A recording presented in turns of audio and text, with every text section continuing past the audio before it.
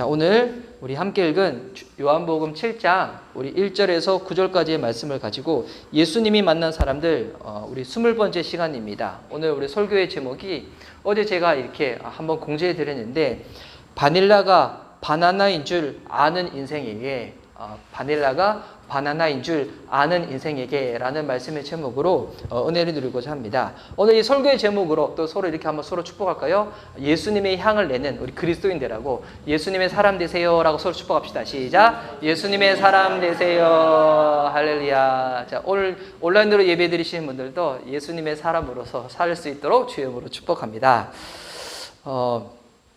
제가 지난주 수요일 날 제가 지금까지 40년 넘게 조금 살았는데 인생을 살면서 제가 잘못 알고 있었던 것을 드디어 깨닫는 귀한 시간이 있었습니다.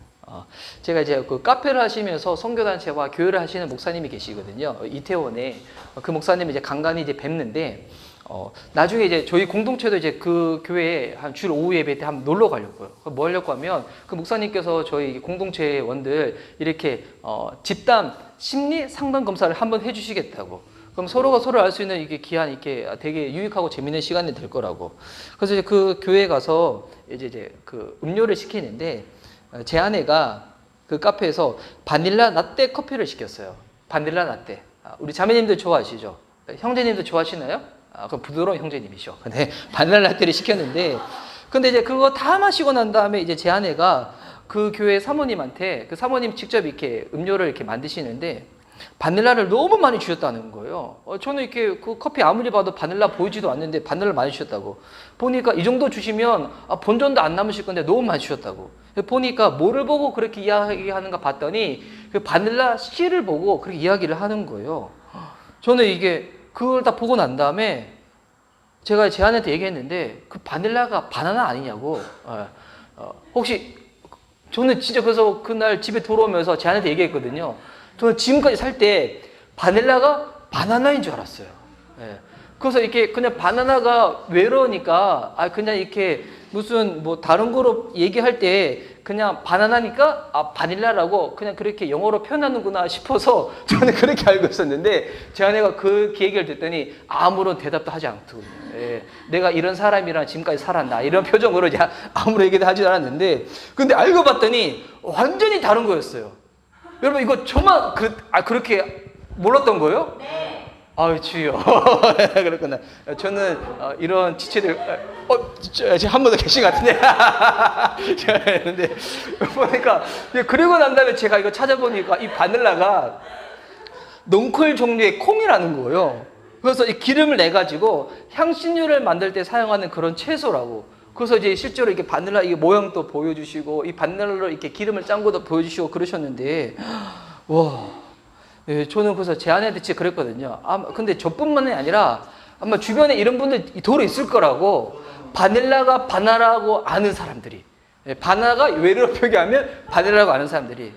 오늘 마치고 난 다음에 확인해 보세요. 저는 이걸 보고 난 다음에 와, 그래도 이거 바닐라나 바나나나 이거 봤더니 그냥 먹는 거니까 뭐 이거를 뭐 오해하더라도 사는 거에 있어가지고 크게 뭐 지장은 없지만 근데 이것만큼은 혼동하면 안 되는 것들이 우리 삶 가운데 몇 가지가 있어요. 근데 지금 오늘 이 본문에 나오는 예수님의 지금 형제들이 그렇습니다. 이 형제들 보면 되게 지금 난감한 지금 상황이거든요.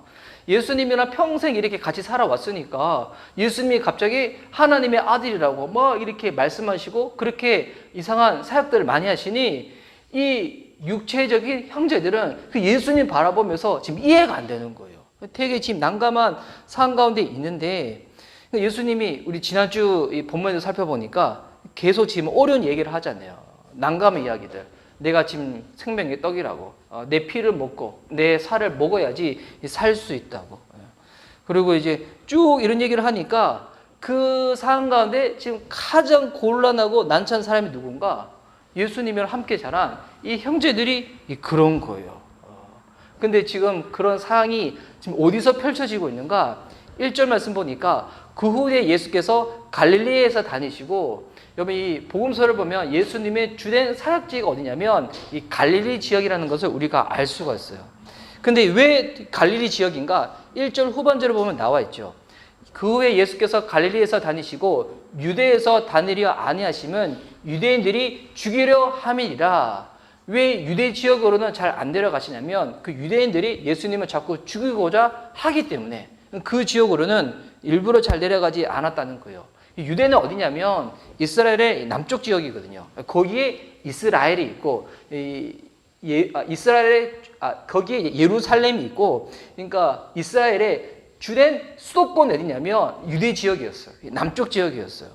근데 그쪽의 유대인들은 예수님을 죽이고자 공모를 하다 보니까 그것을 알고 있는 예수님이 그쪽으로는 안 내려가시는 거예요. 그러면 언제부터 이 유대인들이 예수님을 다 죽이고자 그렇게 했었느냐면 그 명절에 예루살렘에 갔었을 때, 이거 이제 요한복음 5장에 나왔던 말씀인데, 우리 이제 이 설교 시간에 예배 시간에 한번 나눴었죠. 그때 이제 베데스다 못에서 38년 된 병자를 고쳐주고 난 다음에 그때 예수님이 이런 얘기를 하시거든요. 아버지가 일하시니 나도 일한다고. 그때부터 이 말씀을 듣고 난 다음부터 유대인들이, 거기는 종교 지도자들이 하나님 아버지와 자기를 동등되게 여기는 예수님 바라보면서, 야, 이거 신성모독이야. 그때부터 예수님을 죽이려고 했던 거였거든요. 근데 지금 오늘 같은 이 본문에도 보니까 지금 명절이 다시 좀 찾아왔어요. 2절 말씀 보니 유대인의 명절인 초막절이 가까운지라. 유대인들은 이 큰 절기가 이 세 개가 있어요. 유월절이 있고 오순절이 있고 초막절이 있는데, 이 세 개의 절기 때는 이스라엘 사람들이 예루살렘으로 많이들 모였었거든요.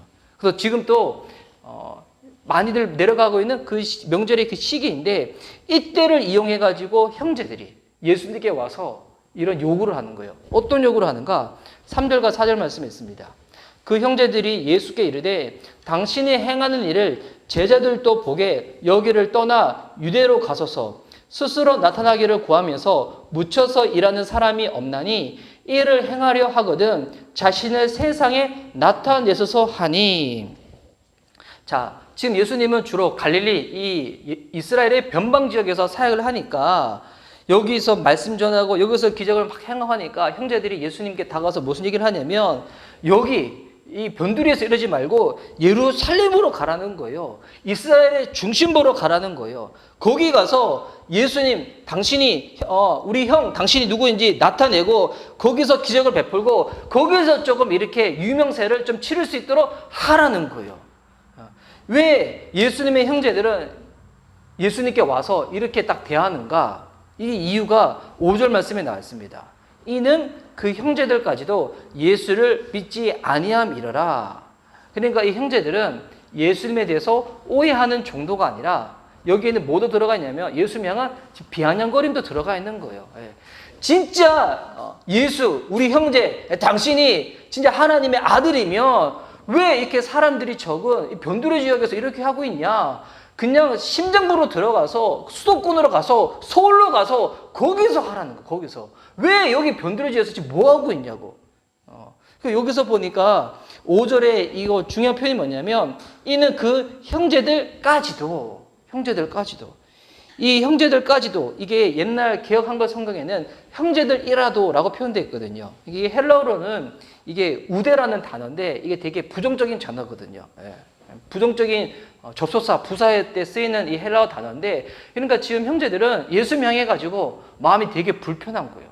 불편한 정도가 아니라 막 비아냥거리고 하여튼 막 이렇게 인정하기 싫은 정도가 아니라 막 거부하고 싶고 불신하고 싶고 막 이렇게 뭐 형제들이 그러지만 막 욕을 내뱉고 싶은 지금 그 정도의 마음이었다는 거예요. 근데 이거를 보면 우리가 알 수 있는 영적인 레슨이 몇 가지가 있죠. 뭐가 있냐면, 여러분, 이 영적인 문제는 같은 혈육이라도 믿음이 없으면 이해를 못 한다는 거예요. 여러분, 이게 특별히 이제 신앙생활을 믿음의 첫 세대로 하시는 분들은 이거 잘 이해하시거든요. 이게 보니까 가까운 식구들이 이해를 못 하는 거예요. 지난주도 안 했지만 그냥 주일날 한번 교회 적당히 나가는 것은 그냥 괜찮다고 해. 그러면서 늘 던진 얘기가 있잖아요. 교회 나가는 건 괜찮은데 너무 빠지지 마. 이런 얘기 많이 한다고 하잖아요. 근데 어느 순간 진짜 예수님 만났어. 그리고 막 성령을 받았어. 그러니까 막 신앙이 뜨거워졌어. 그런 다음부터 가장 나를 이해하지 못하는 사람이 누구냐면 나랑 가장 가까이 있는 사람들, 가족들, 친구들, 친지들이 날 이해를 못하는 거거든요. 근데 신기한 건 뭐냐면 가족들하고는 이런 대화가 안 되는데 예수님 믿는 사람들, 특별히 성령 받은 사람들과 대화를 나누면 대화가 너무 잘 돼요. 그래서 여러분이 영적인 부분에서 뭔가 어려움이 있을 때, 고민이 있을 때 이게 가까운 사람들하고는 대화가 안 되는데 근데 교회 안에는 믿음의 공동체 식구들, 뭐 이렇게 목사님들, 사모님들 대화 나누면 어떻게 내 안에는 사정을 다 아는가? 이런 정도로 대화가 너무 잘 되거든요. 이게 왜냐면 이 영적인 문제는 육적인 거하고는 다르기 때문인 겁니다. 육적인 것은 가까운 식구들이랑 대화 잘 돼요. 오늘 뭐 먹을까? 뭐를 즐길까? 뭐를 볼까? 그런데 영적인 문제는 혈육으로 안 된다는 거거든요. 그래서 여러분 예수님 너무 잘 믿다 보면 핍박이라는 게, 오해라는 게 어디서부터 시작되는가? 가까운 관계에서부터 시작돼요. 나랑 가장 가까이 지냈던 가족들, 뭐 이성 친구들, 그 사람들이 저를 막 오해하기 시작하는 거거든요. 근데 저도 그랬어요. 저는 어렸을 때 교회를 다니다가 교회만 나갔지 예수님을 인격적으로 만나지는 못했거든요. 그러고 난 다음에 대학에 딱 올라왔어.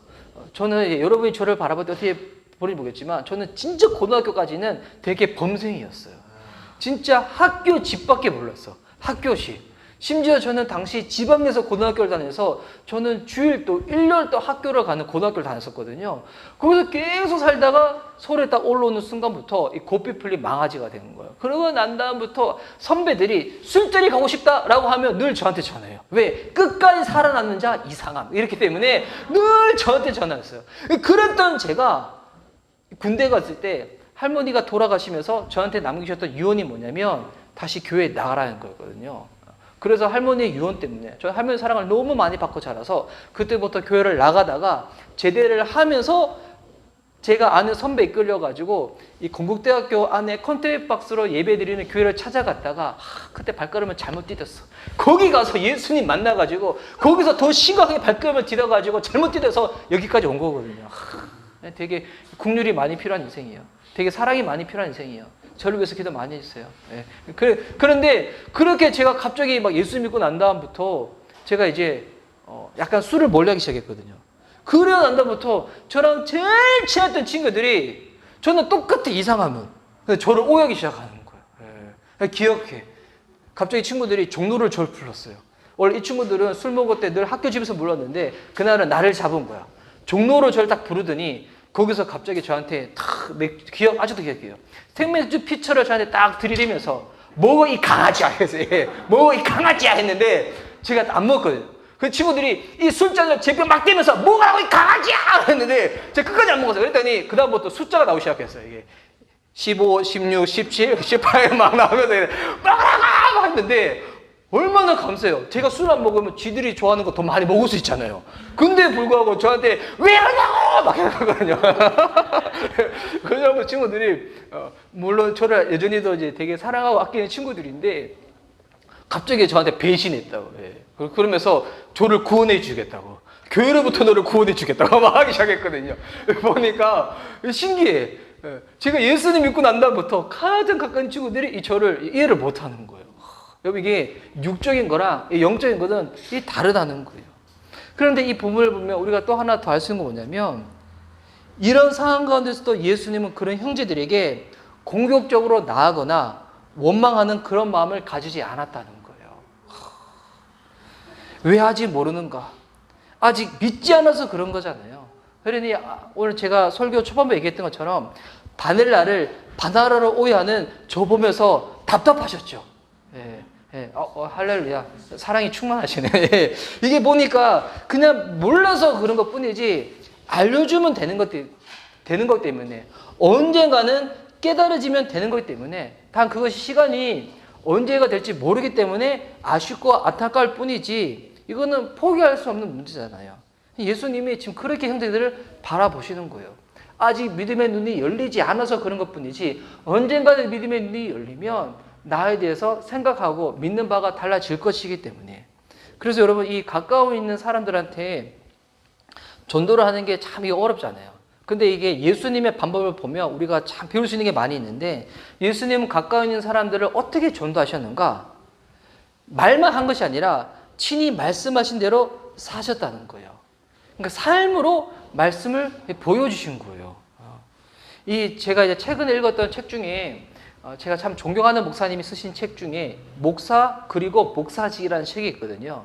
이거는 이게 대놓고 목사님들한테 쓰신 책인데, 근데 저는 이거 평신도가 읽어도 괜찮다고 생각해요. 그럼 여러분이 아주 높은 기준으로 저를 바라보실 거기 때문에 제가 되게 움츠러들겠죠. 근데 그 책에 보면 어떤 얘기가 있냐면, 예수님의 말씀을 우리말로 처음에 번역했던 이 성경에 보면 최초 우리말 성경에는 예수님의 말씀을 뭐라고 번역되어 있냐면 도라고 번역했다는 거예요. 도.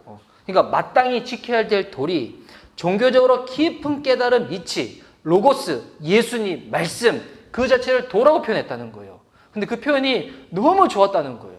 근데 지금은 보면 다 말씀이잖아요. 이 사람 말씀도 말씀, 저 사람 말씀도 말씀, 선생님 말씀도 말씀, 목사님 말씀도 말씀. 그래서 예배드리러 난 다음에 은혜 받으면 목사님 오늘 말씀 가운데 은혜 받았어요 라고 하는 거잖아요. 근데 이게 구분이 안 되잖아요.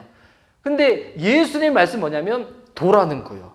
마땅히 믿어야 되고 마땅히 알아야 되고 우리 모든 인간들이 마땅히 지켜내야 될 그 같은 부분들, 길, 유일한 진리. 근데 우리 인간은 그 도에 도달할 수 없는 존재인데 직접 도이신 예수님께서 십자가의 제물이 되셔서 죽으심으로 우리가 그 도로 복귀할 수 있도록 이 구원의 은혜를 베풀어 주신 거거든요. 그래서 여러분, 도를 믿는다는 것은 뭐냐면 머리로 되는 것이 아니라, 입술로 고백만 되는 것이 아니라 삶으로 살아내는 것이 전제되어야 된다는 거예요. 여러분, 그렇기 때문에 예수님 믿는 거, 예수님 쫓는 거잖아요. 뭐 그런 사람들을 뭐라고 얘기할까요? 예수님의 말씀을 도라고 한다면, 예수님을 쫓는 사람 뭐라고 표현하는 걸까요? 도인인 거예요. 도인. 예. 우리 주변에 계신 분을 보면서 이렇게 서로 축복합시다. 도인이 되십시오. 예. 도인이 되십시오. 여러분, 이거 정말 좋은 표현이에요. 말씀 안에 거하는 사람, 말씀대로 살아가는 사람이 도인인 거거든요. 여러분, 그러면 전도는 뭘까요? 전도가 뭐냐면 주님의 도를 쫓는 사람이 도인이기 때문에, 전도는 뭐냐면 도인을 넘어서서 세상 사람들에게 그 도로 이끌기 위해 가지고 자신의 삶으로 말하는 사람이 전도인인 거예요. 전도가 무엇인가? 내 삶으로 그 도를 살아내는 거. 여러분, 이게 전도고 그와 같은 사람을 전도인이라 하는 거거든요. 그래서 보면 성경에 모세나 예레미야나 바울의 전도는 되게 능력이 있어요. 근데 왜 우리의 전도는 능력이 부족한가?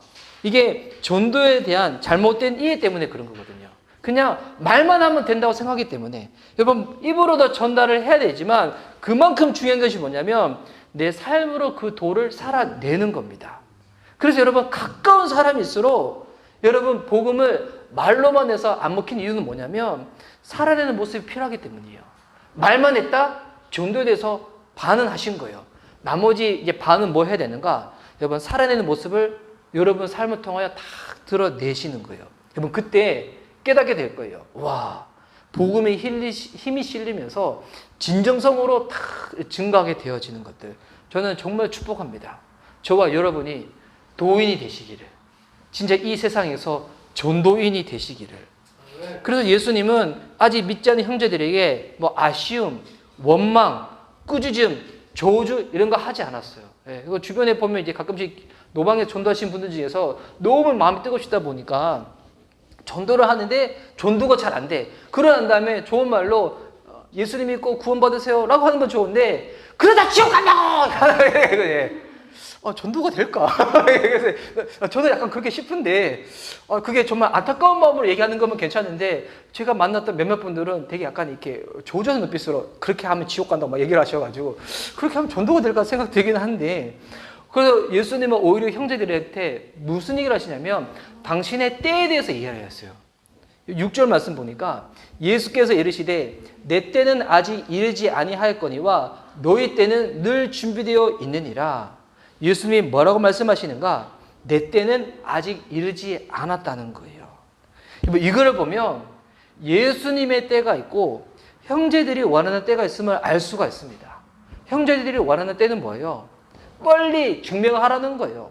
빨리 드러내라는 거예요. 근데 예수님의 때는 그게 아니죠. 예수님이 하나님의 아들, 구원자, 왕 중의 왕, 망류의 통치대로 선포되어질 때가 있는 거예요. 그때는 예수님을 경배하고 예수님을 따르는 때가 있는데, 그런데 그때가 아직 오지 않았다는 거예요. 그냥 억울한 것, 답답한 것, 인간적인 오해 빨리 풀자, 이게 예수님이 원하는 때가 아니라는 거예요. 이르지 않았다는 것은 안 온다는 것이 아니라 그때가 점점 가까워지고 있다는 거잖아요. 여러분, 예수님도 어떻게 사셨는가? 하나님의 때에 맞추어 사셨다는 거예요. 하나님의 때에 예수님이 십자가에 들리시게 되고 죽으시고 부활하심으로 말미암아 예수님의 하나님의 아들로 증명되어지고 온 인류를 위한 하나님의 사랑의 통로가 예수님이시구나, 유일한 길이구나, 인간에게 유일한 소망은 예수님밖에 없구나, 이것이 알려질 때, 선포되어질 때가 온다는 거예요. 예수님은 절대로 주변 사람들의 그와 같은 여론과 대세 가운데 휩쓸려서 이리 갔다 저리 갔다 하시는 분이 아니라는 거예요. 여러분, 이거를 보면 우리가 원하는 시간이랑 하나님이 원하는 시간이 다르다는 것을 알 수가 있습니다. 여러분, 하나님이 역사하지 않으시는 게 아니에요. 하나님은 일하시는데 어떻게 일하시는가? 하나님의 때에 맞춰서 주님의 뜻을 이루어 가신다는 거예요. 우리는 되게 조급해 하잖아요. 되게 조급해서 일을 그르칠 때가 많이 있는데, 우리는 되게 내가 원하는 때에 이루어지지 않아서 실망하고, 왜 하나님 지금인데 지금 안 되냐고 이래서 시험 들어가지고 교회를 떠나고 주님을 떠난 사람도 되게 많이 있잖아요. 근데 여러분, 믿음은 무엇인가? 인내하는 거예요. 주님 사랑도 인내하는 거잖아요. 주님 사랑하는 그 마음으로 믿음으로 인내하면 시간이 지나서 언젠가는 깨닫게 되어져 있습니다. 왜 하나님이 나에게 그런 시간들을 허락해 주셨는가? 여러분, 근데 보면 시간만 다른 게 아니에요. 방법도 달라요. 형제들이 원하는 방법이 뭐냐면 대중적인 인지도를 올리는 거잖아요. 유명해지고 박수받고 알려주고 싶은 거. 그런데 하나님의 방법은 완전 다른 방법이었습니다. 십자가의 죽음이었어요. 완전한 희생이었어요. 완전히 다르죠. 저도 이 처음에 그 주의종으로 부르심받고 신학교 다녔을 때 제 안에 제가 원했던 방법은 다른 방법이었거든요. 저는 제 안에 숨겨져 있는 열등감이 있어가지고 제 주변에 이렇게 편입한 친구들은 뭐 장로님 아들들, 큰교회 목사님 아들들, 그런데 저는 저 혼자 신학교를 간 것 같은 그 같은 외로움이 있어가지고 제 안에 어떤 게 있었냐면, 나 빨리 나 성공하는 목회자가 돼야지 라는 게 있었어요. 이거 자체가 틀린 거였죠. 그래서 26살 때 제가 신학교를 갔기 때문에 빨리 학부 졸업하고 열심히 공부해가지고 미국으로 유학 가가지고 그 설교도 잘하고 그리고 교회 사역도 잘해가지고 조용기 목사님이 26세 때부터 사역을 시작했다는데 나랑 나이가 똑같네? 헤어스타일도 비슷하네? 나도 그런 목회자가 돼야지 라는 제 안에 욕심이 있었거든요. 근데 제 계획이 세워져야 될, 어느 정도 이루어져야 될 나이 30이 딱 되었을 때 딱 보니까 이루어진 게 하나도 없어. 결혼을 했는데 아내와의 관계는 힘들고 재정적으로도 완전히 마음을 쓰고 다니고자 했던 대학원에서는 휴학 처리를 안 해가지고 제적을 당해버리고 저는 그랬거든요. 그러니까 그때 엄청 마음이 힘들고 어려웠는데 시간이 지나서 깨달았어요. 하나님의 방법과 하나님의 때는 달랐구나. 여러분, 그렇기 때문에 믿음이 무엇인가? 믿음은 내 시간표에 하나님을 맞추는 게 아니에요. 믿음은 하나님의 시간표에 나를 맞추는 거예요. 더불어 믿음은 무엇인가? 내 방법에 하나님 이거 내 방법인데 주님 동의해 주세요. 주님 빨리 펜 갖고 와서 사인해 달라요. 빨리 사인해 주세요. 이게 아니에요. 믿음은 뭔가? 하나님의 방법에 나를 통로로 드리는 거거든요. 이렇게 되려면 뭐가 바뀌어야 되는가? 기준이 바뀌어야 돼요.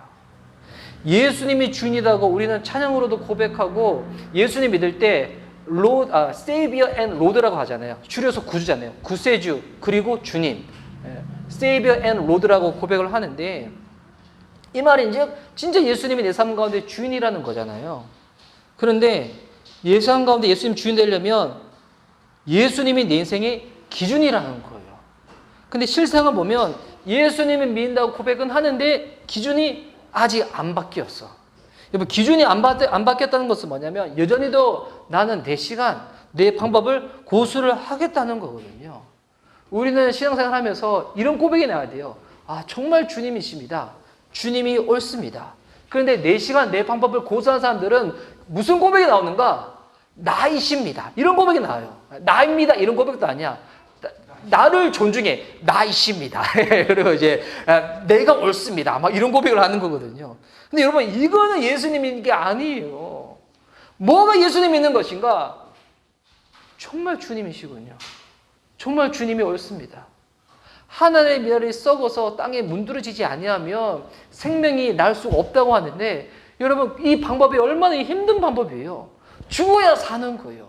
희생해야 여러분 사는 거예요. 이거 정말 힘든 방법인데, 근데 그 방법이야지만이 주님을 우리에게 알리실 수 있고, 우리가 예수님을 믿어서 살 수가 있는 것처럼, 하나님이 우리에게 원하시는 믿음도 뭐냐면 우리의 시간과 방법을 내려놓는 거거든요. 지금은 당장 이해가 안 돼요. 왜 이런 고난이 내게 닥쳐야 되는가? 그런데 영적인 인내를 가지고 시간이 지나고 언제가 때가 되어지면 우리의 입술과 삶으로 고백하는 그때가 올 겁니다. 아, 정말 주님이시네요. 정말 주님이 하셨네요. 주님이 옳습니다. 그리고 예수님은 더불어 형제들에게 이렇게 고백합니다. 7절 말씀. 세상이 너희를 미워하지 아니하되 나를 미워하다니 이는 내가 세상의 일들을 악하다고 증언함이로라. 자, 세상이 너희들, 예수님의 형제들은 미워하지 않지만 예수님을 미워한다는 거예요. 어느 정도로 미워하는가? 죽일 만큼 밉다는 거예요. 왜? 예수님이 세상을 악하다고 증언했기 때문에. 근데 여러분, 요한복음 앞부분을 쭉 보면 예수님이 세상을 악하다고 직접 그렇게 지적하거나 책망한 적이 없어요. 예수님이 어떻게 했는가? 굳이 한번 찾아보면, 지금까지 요한복음 우리 살펴보면 예수님께서 예루살렘에 올라가셔서 성전에 처음에 들어가셨을 때 우리는 흔히 알고 있는 성전 정화 그 사건이 있죠. 그때 예수님이 막 저주하고 그랬던 거 아니었어요. 이 집은 아버지의 집이니까 우리 아버지의 집을 장사하는 집으로 만들지 말라고. 예수는 이런 얘기만 하셨어요. 그리고 병자를 고쳐주셨을 때도 아버지가 이러시니 나는 일한다. 뭐 이 정도만 얘기만 했었지 유대인들을 향해 가지고 너희들 저주받을 거야 얘기하신 적 없어요. 그런데 왜 이 세상은 예수님 바라보면서 그렇게 얘기를 딱 했던가? 와, 여러분, 이거에서 우리가 정말 중요한 것을 깨닫게 되시는데, 예수님은 예수님의 뜻을 이루어 가실 때 그냥 진리를 선포하신 대로 그냥 사시는 거예요. 여러분, 이게 정말 중요한 영적인 레슨인데, 진리를 선포하고 그냥 사시는 거예요. 여러분, 진짜 우리가 하나님 앞에서 바르게 살아가잖아요? 그러면 여러분, 이거 진짜 경험하게 되실 거예요. 정말 바르게 살아간다. 주변 사람들이 여러분을 이상하게 여길 거예요. 얘 왜 이러지? 이런 고백들. 얘 왜 이러지? 성격이 이상해서 그런 고백이 아니라 우리가 정말 말씀대로 바르게 살려고 해요. 정직하게, 솔직하게 딱 살려고 하다 보면 주변 사람들이 우리를 바라보면서 이상하게 여기기 시작하면서, 심지어 어떤 사람들은 우리는 그냥 그렇게 산 것뿐이 없는데 잘못이는 사람들은 나의 삶을 보면서 찔리기 시작하는 거예요. 나는 저렇게 살지 못했었는데, 나는 그때 이렇게 요행을 부리고 죄를 지었었는데 막 찔리기 시작하는 거예요. 거기서 회개하면 되게 감사한 일이죠. 그래서 이 마틴 로이드 존스 목사님은 진짜 복음을 전하면 두 가지 반응이 일어난다 했어요. 진짜 복음 전하면 어떻게 되는가? 진짜 복음을 살아내면 여러분 주변에 있는 사람들 중에서 예수님 모르는 사람들, 예수님을 믿더라도 바르게 살지 않는 사람들은 가슴에 찔림이 와요. 찔림 오고 난 다음에 어떤 두 가지 반응. 어떤 사람은 찔리고 난 다음에 회개를 하여서 주님께 돌아오기도 하고, 어떤 사람들은 가슴은 찔리는데 돌을 들고 스데반 지사님을 돌로 쳐 죽였던 것처럼 그렇게 오기도 하고. 뭐 진짜 예수님 제대로 믿는다. 내 삶을 통하여 주변 사람들이 예수님께로 돌아오든지 여러분이 조롱받고 핍박을 받든지 이게 일어나게 된다는 거예요. 예수님이 지금 그와 같은 거거든요. 진짜 예수님의 삶을 보면서 소수의 사람이라 할지라도 진지하게 주님께로 돌아오는 사람들이 있는 반면에, 근데 당시 대부분의 사람들은 그 예수님 바라보며 마음이 불편했던 거죠. 싫었던 거죠. 거부하고 싶고 적대하고 싶었던 거였죠. 그리고 나서 이 8절에 예수님께서 너희는 명절에 올라가라. 내 때가 아직 차지 못하였으니 나는 이 명절에 아직 올라가지 아니하노라. 명절에 올라가라. 내 때는 아직 차지 못하였으니, 그러니까 때가 안 온다는 게 아니죠. 그때가 채워지고 있다는 거예요. 더디게 채워질지라도 채워지고 있다는 거예요. 그리고 예수님이 9절 말씀 보니까 이 말씀하시고 갈리에 머물러 계시니라. 와, 저는 이 9절 말씀 보면서 지난주 본문처럼 여기서도 또 뭐가 느껴지냐면 예수님 집에 혼자 또 머물러 계신 거잖아요. 예수님의 지금 고독이 느껴져요. 지난주에는 그 떠나가는 제들을 바라보며 예수님이 12명의 제들한테 얘기하셨잖아요. 너희도 가려느냐. 근데 지금도 예수님은 다 혼자 계세요. 고독이 느껴지는데, 근데 여러분 이게 이상한 게 아니에요. 원래 인생은 혼자 태어나는 거잖아요. 그럼 언젠가는 또 혼자 죽는 거예요. 저도 우리 결혼해서 가족이 있고, 제 아내가 있고, 제 자녀가 있지만, 그냥 따지고 보면 인생은 다 혼자잖아요. 인생이라는 게 원래 고독한 겁니다. 혹시 고독과 외로움 때문에 힘들어하신 분이 있다면 이상한 게 아니에요. 원래 그런 거예요. 원래 그런 거. 인스타 보면, 저도 인스타지만 소식을 전하기 위해서 많이 하잖아요. 저도 그렇게 하는데, 저도 곰곰이 인스타를 묵상하다 보면, 인스타 보면서 묵상할 때가 있거든요. 사진을 묵상하는 것이 아니라 곰곰이 묵상하다 보면 느껴지는 게 있어요. 인스타를 통해서 나 잘 살고 있어요. 나 잘 먹고 있어요. 나 잘 지내고 있어요. 그 이면에 뭐가 느껴지는가? 아, 외롭구나. 아, 고독하구나. 아, 이게 느껴져요. 여러분, 고독과 외로움 때문에 힘드신 분이 있다면 그거 괜찮습니다. 우리가 진짜 힘들어야 될 것이 있다면 뭐 때문에 힘들어야 되는가? 내 삶 가운데 예수님이 계시지 않는 것 때문에 힘들어야 돼요. 내 안에 말씀이 없는 것 때문에 힘들어야 돼요. 내가 예수님과 예전에 그렇게 가까웠는데 나 왜 이렇게 점점 멀어지고 있지? 여러분, 이런 것 때문에 울면서 힘들어야 되지, 홀로 있는 것 때문에 힘들 필요 없어요. 괜찮아요. 주님이 위로해 주실 거예요. 여러분, 진짜 위로는 그래서 날 알아주는 사람이 있다 없다, 여러분 이게 아니에요. 하나님이 나와 함께 하신다, 이거예요. 하나님이 나와 함께 하신다. 이게 정말 믿어지고 이게 정말 경험되어진다. 사람들이 알아주든 아니든 여러분 그것이 우리의 삶의 성공을 좌우하는 게 아니에요. 하나님이 함께 하시면 여러분 그 인생이 어떻게 보면 성공하는 인생이에요. 여러분 성공이라는 단어는 그래서 여러분 적절치 않죠. 여러분 그래서 진짜 하나님이 원하시고 기뻐하시는 인생은 주님이 내게 말씀하신 그 길대로 묵묵히 걸어가는 인생이에요. 그래서 여러분 우리는 성공은 성경적인 단어가 아니라 우리가 추구해야 될 단어는 뭐냐면 충성이에요. 충성. 충성. 혹시 여러분 저 컬러링 들어보셨어요? 저와 여러분이 이런 사이야. 저한테 전화를 안 해가지고 혹시 제 연락처 아세요? 저와 여러분이 이런 사이예요. 그런데 제 컬러링이 뭔지 아세요? 충성은 열매 중에 하나요. 여러분 충성이 뭔지 알아요? 예수님 잘 믿고 잘 걸어가다 보면 그때 맺히는 것 중에 열매가 중에 하나가 뭐냐면 충성이라는 거예요. 여러분 혹시 홀로 있어서 외로운 분이 있다면 오늘 믿음의 눈이 활짝 열려서 보시기 바랍니다. 예수님이 함께 하시는 것, 하나님의 말씀이 내 안에 함께 하는 것, 내가 홀로 힘들어 울고 있는 그 상황 가운데 절대 홀로 있지 않습니다. 내가 예수님 믿고 있다면, 하나님의 자녀면 그 모습 주님이 아시고 함께 하고 계시다는 겁니다. 제가 이 바닐라가 처음에 얘기했잖아요. 바닐라가 바나나인 줄 알았다고. 근데 제가 더 하나 알았던 게 있었어요. 뭐냐면 이 바닐라가 이렇게 비싼 건지 몰랐어요.